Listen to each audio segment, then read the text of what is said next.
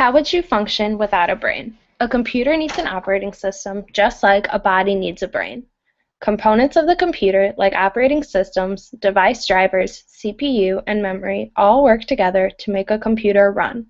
An operating system is like the brain, telling each part what to do. Device drivers make sure that operating systems can communicate, and memory holds all of the information together. I will explain how parts of the computer work together to make sure it runs smoothly and efficiently. The operating system is like the brain of the computer. The three key essentials of the operating system are memory, processors, and storage. The memory is the part of the computer that holds data and instructions for processing. Different names for memory include RAM, primary storage, main storage, and main memory. Data can be stored on different products like floppy disks and hard disks. The processor, or central processing unit, is the hardware within a computer that carries out the instructions of a computer program by performing basic operations of the system.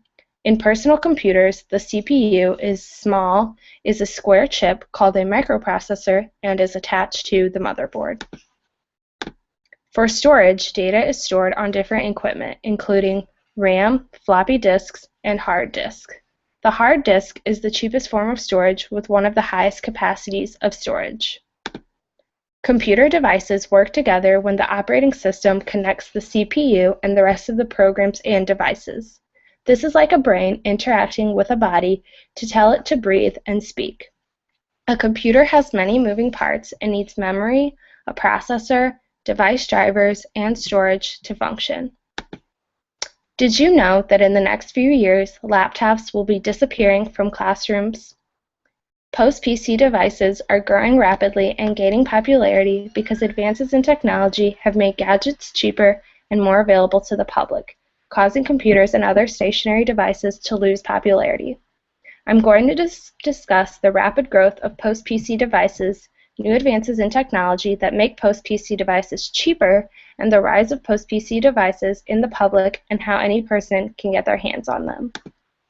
The development of post-PC devices started in 1964 when the RAND tablet computer was introduced for $18,000 and had an attached stylus that sensed electrical pulses and created drawings. In 1989, the GridPad was introduced as the first portable tablet PC and was for businessmen to do data collections. In 2007, the first iPhone was introduced by Steve Jobs, and it pioneered the multi-touch, finger-sensitive touchscreen interface of Apple's iOS mobile operating system.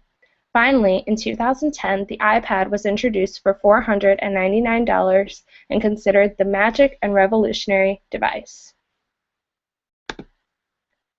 For the growth of the PC mainly stems from price, accessibility, convenience, and culture.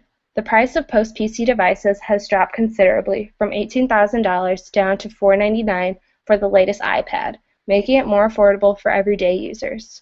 Also, post-PC devices have gained popularity because they provide convenient access to the internet while being away from home.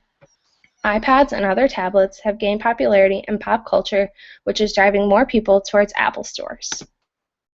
Today, the most popular kinds of post-PC devices are iPads, iPhones, Windows tablets, Kindles, Nooks, and other devices.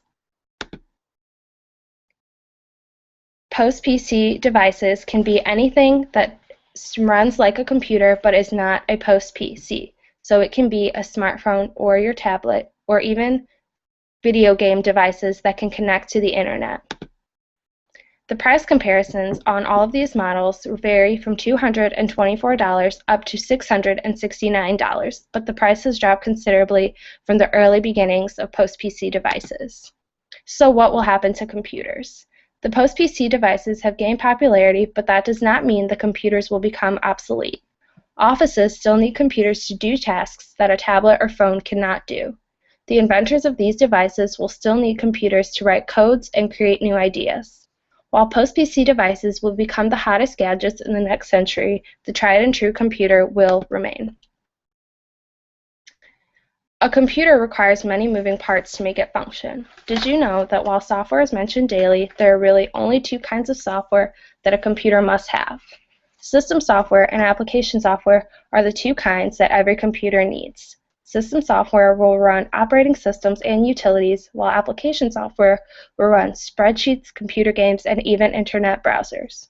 Companies who specialize in the creation of this software are rising quickly and profiting greatly. I will discuss how application and system software work and how they can be easily identified. I will also explain what major companies develop our software and what companies are rising. Finally, I will touch upon bad software like malware or spyware. So the first is application software, and the purpose of application software is to carry out tasks that do not involve running the computer. For example, accounting software, educational software, and media development. Other examples of popular software is Microsoft Office, which runs Word, Excel, PowerPoint, and others. The second is system software, which runs the computer itself by working with the hardware. A good example of this is Microsoft Windows, which runs an entire computer and not just one single application. The big players in the league of software companies have been increasingly rising, with the biggest being Microsoft and Oracle, and SAP, Novell, Adobe Systems, and Coral following quickly after. Software companies have become increasingly specialized, and each company is profiting well with the rise of technology. The final software is dangerous software, like malware and spyware. Malware is short for malicious spyware, which is used to disrupt computer operations. It appears in the form of code, scripts, active content, and other software. With more people on the internet, technology is something that is in everyone's lives and feels safe. However, people should always practice safety on the internet and research and download more information so that they will not be suspicious. The future of technology is great, with new inventions happening every day. Overall, technology is a positive part of our lives, and new software is being developed every day that will make every aspect of life easier.